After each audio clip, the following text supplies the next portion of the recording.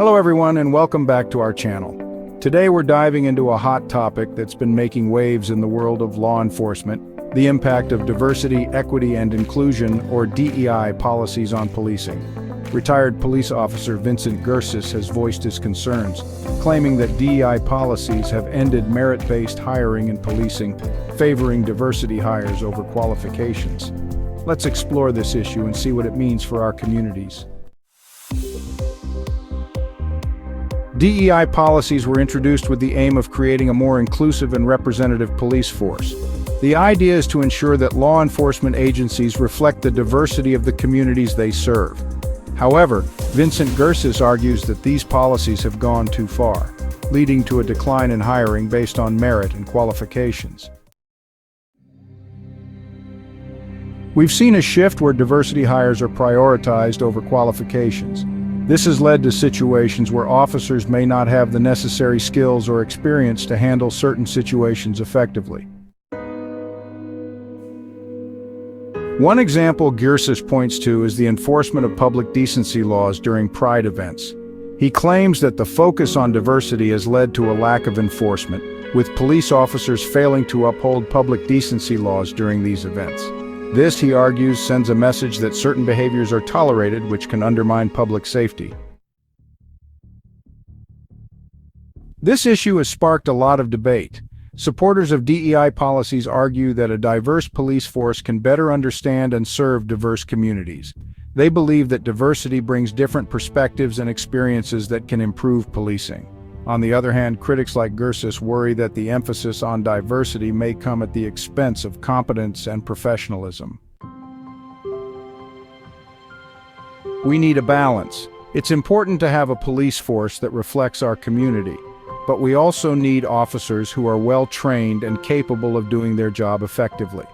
Don't want to take my word for it? Then watch Vincent Gersis say so himself in this video. With diversity, equity, and inclusion and sustainable development and governance, goals from outside of Canada that are goals stated by unelected international agencies such as the United Nations and the World Economic Forum, police agencies, like all others, including civil service as well, are adopting these initiatives, and that's signed the death warrant of meritocracy.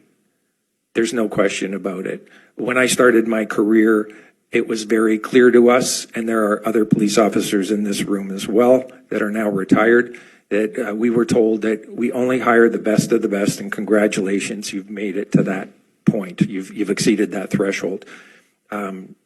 Diversity, equity, and inclusivity in policing does not account for that.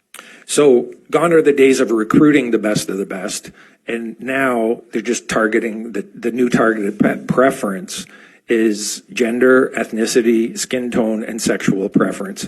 Diversity hires are now taking positions at the top of all agencies, and we can expect diversification instead of those most qualified to do the job. And as woke culture infiltrates the system, so does social degeneracy. Police involvement in various Pride events has already demonstrated this in the city of Toronto. So various police associations, including the Canadian Chiefs of Police Association, also highly promote and praise the transformational change of diversity, equity, and inclusion. The COVID years were a snapshot for us to see of systemic integrity failures in the justice system, human rights violations, war crimes and crimes against humanity by forcing people to wear masks, and vaccination coercion that took place.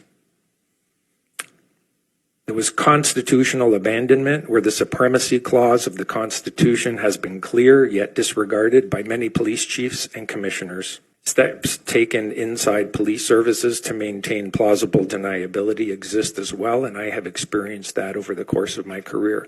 On numerous occasions, documents have been prepared over the last 2 to 3 years to be served upon police services, and police services went out of their way not to receive the documents, to lock their doors, and have no interaction with those trying to serve the documents. How do I know that? I was one of the people trying to serve documents, and they would not be received by the Metropolitan Toronto Police Service. So what's the solution? How do we ensure that our police force is both diverse and competent? It's a complex issue that requires careful consideration and a balanced approach. What do you think? Should DEI policies be reformed, or is the current approach the right one? That's all for today's video. Don't forget to like, comment, and subscribe for more discussions on important issues. Thanks for watching, and we'll see you next time.